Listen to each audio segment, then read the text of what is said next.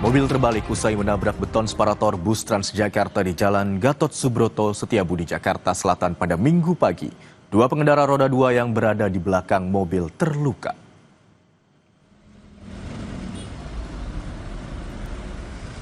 Kendaraan roda 4 ini terbalik usai menabrak beton separator bus Transjakarta di Jalan Gatot Subroto, Semanggi, Jakarta Selatan.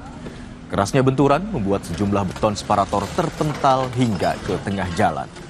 Mobil awalnya melintas di Jalan Gatot Subroto dari Semanggi menuju Pancoran.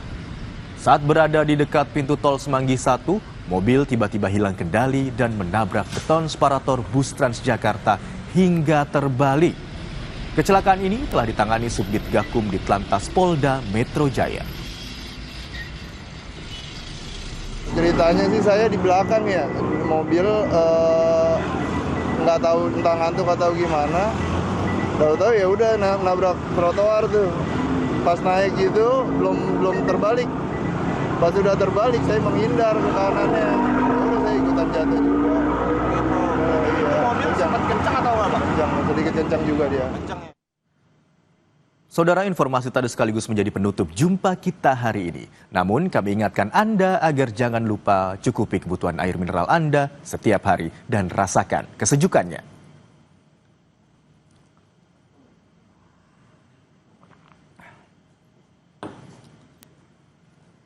Saudara, Kompas Siang kami akhiri sampai di sini. Saya Imron Fadilah beserta seluruh tim yang bertugas siang ini mengucapkan terima kasih. Sampai jumpa.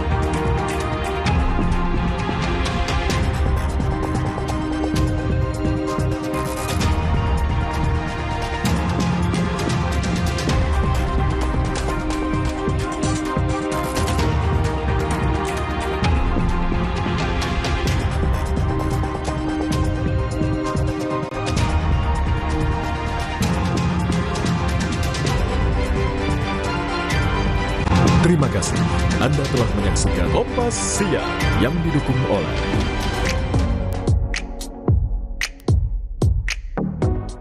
The wait is finally over. The very best in all the land.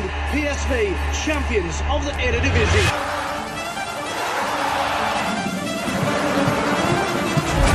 De Jong.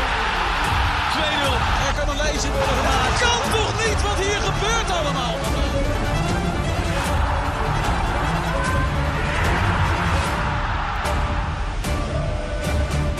Eredivisie segera di Kompas TV.